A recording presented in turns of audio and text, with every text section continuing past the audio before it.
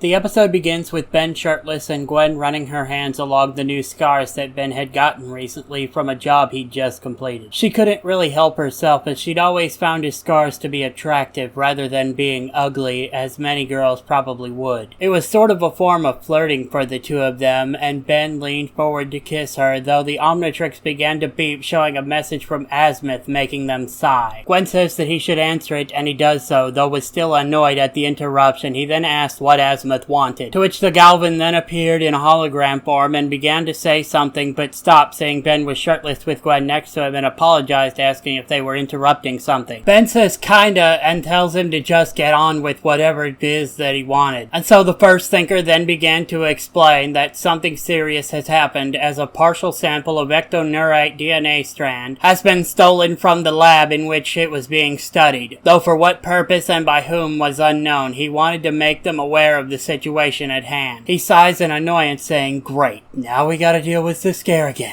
sounding a bit angry at that, though they didn't have time to keep talking, as a loud booming sound was heard, along with the ground shaking and rattling as if from something impacting the ground hard. They'd run outside to see what was going on, and there was a crater. Ben barely had time to grab a shirt on the way out, and didn't bother paying attention to what shirt it was. Julie, who lived close by, had also come to see what was going on, and was recording as a crowd began to form around them. The shirt Ben had grabbed was a black wife beater, also called an undershirt or a tank top, which fit better than his usual shirts, which were loose in nature. She'd been able to record him hitting the watch and changing into a giant dinosaur, roaring out and scaring away the crowd before walking over to the crater and changing back to human. Ben looked into the crater and went wide-eyed, seeing just what, or rather who, had made the hole in the street. He'd looked worse for wear, especially with that patchwork scar running along his throat like a ring around his neck. It was Vilgax, somehow alive and asking, more like begging, for help from Ben. We later see them at the Burger Shack talking to his team, as Vilgax began to explain how Siphon, his ever-loyal subject, had used the stolen sample of ectoneurite DNA to figure out the regeneratory properties, and then used it to revive him from the dead. But there were unforeseen consequences. The sample, without the proper equipment to keep it from regenerating, as at the lab of Azimuth, began to grow into a whole new Zascare. Kevin looks surprised, asking if they seriously were Zascare, and Ben says that's what they called themselves after being freed from the Omnitrix their first go-around. And he says that's seriously bad given the record the plumbers had on that particular villain. Though Vilgax continues his story, telling them that after regenerating he went after his people, after failing to possess him. Now his planet is full of Zascare's minions, and it only took a few hours, and that they needed to stop them immediately. Lucy asked why they should help him exactly after everything he's done, and Vilgax says that they shouldn't, but they should help his people, as they are not warriors like himself, just innocent people, and he'd be willing to pay quadruple Ben's normal bounty hunting rate to take down Zascare as a target, and Ben, though reluctant, agrees to do so. They take Ship in order to get to the planet, and once there, Ben tells Ship to head up to the moon because it's uninhabited and he wouldn't feel the cold or need to breathe, to which Ship does, flying on up there where it would be safe. Kevin asked how exactly they'd get off planet with Ship on the moon, and Ben says that he's got the communication system for the watch link to Ship. As the minions of Zascare were patrolling around, the group all hid through a large crack in the side of a building, with Lucy morphing her hand so that it looked like the building is just solid again until they all got out of sight. They all then heard a strange and painful wailing and asked what that is, to which Vilgax says that it's a child crying and busts down the wall to go after them. They escaped underground after Ben changed into Swampfire, using his roots to dig a tunnel, and they'd all jumped inside and came up in the middle of the street, saying that Vilgax was being serious, as there was a small child crying and the tyrant was fighting off the ectoneurite minions. The others joined in, helping to drive off the minions of Zascare, Kevin almost being possessing but forced them out through willpower, and the minions eventually being driven away, thanks to the group. Once they were driven off, Vilgax asked the child if she was injured, to which the child says something surprising them. Well, most of them anyway. She says that she is not injured, calling Vilgax Papa. Everyone stopped and stared at the two of them, as Vilgax then told the girl to get inside where it's safe, and he would make sure that her mother would return safely to get her. She then hugs Vilgax and runs on inside, where it was safe to hide. Vilgax then stands up and glares at the group, asking what they were looking at, with Ben telling him that he's seriously losing evil cred. Who knew Big Bad Vilgax was a dad? And the group laughed about that realization, finding the whole idea to be pretty funny actually. Vilgax then says that they should focus on eliminating the scare, as without his mental control they would be able to free his people and return them to their original forms. Ben suggests that they try Vilgax's house, to which he says that his castle would be well fortified, the proper place for someone trying to take over the planet. Ben says that he's got a plan, but they'll need a distraction once they get there. Vilgax nods and says that he will do anything for his people if it means freeing them from the Ectoneuroids' control. And nodding, Ben says that's good because he needed them to help with that, as they'd gone to the fortress with Vilgax showing them the secret way in, soon enough getting them to the throne room where Zaskare was waiting. Acting as a distraction, Vilgax then begins to fight against them, with Ben handing a small device to Kevin and Lucy, holding two up for himself and telling Gwen to get ready with the illumination spell, to which she'd nodded. And when the Ectoneurite tried to possess Vilgax, Ben charged in front of them, activating the two devices that he was holding, revealing them to be sun guns, but one of them was knocked out of Ben's hand, and the others joined in. Vilgax questions if this was the plan that Ben had spoken of, as Kevin and Lucy then began to fire their sun guns as well, with Ben telling them that that wasn't quite the plan, as the scare was flying around trying to evade the beams. And Ben then calls out, "Now!" to Gwen, who'd cast the Illumination Intensify spell, making the lights grow brighter and lighting up the area around them. It was enough to slow them down, but hadn't quite destroyed them. Vilgax picks up the sun gun that Ben had dropped, and blasted the Ectoneurite with it, with the light also becoming brighter thanks to Gwen's spell. And now it appeared as though they were in the middle of the day, with how bright it was, with the five of them all focusing the lights onto Zaskare, specifically causing them to burst into flame and be reduced to ash, where they were being unable to phase through the ground from all the pain. Now that he was gone, all the minions returned to their normal states, freed of Ectoneurite control. Vilgax says that they agreed upon payment, and it would be transferred immediately, and told them to get off his planet. And so Ben contacts Ship, who flies down to get them, leaving behind Vilgax as a female Vilgaxian walked over to him, holding his daughter. Presumably this was the mother of the child. We later cut to Vilgax telling Ben to celebrate while he could, for soon the secrets of the Omnitrix would be his to do with as he pleased, with some sort of being that was out of focus moving slightly, as the tyrant then smiled darkly.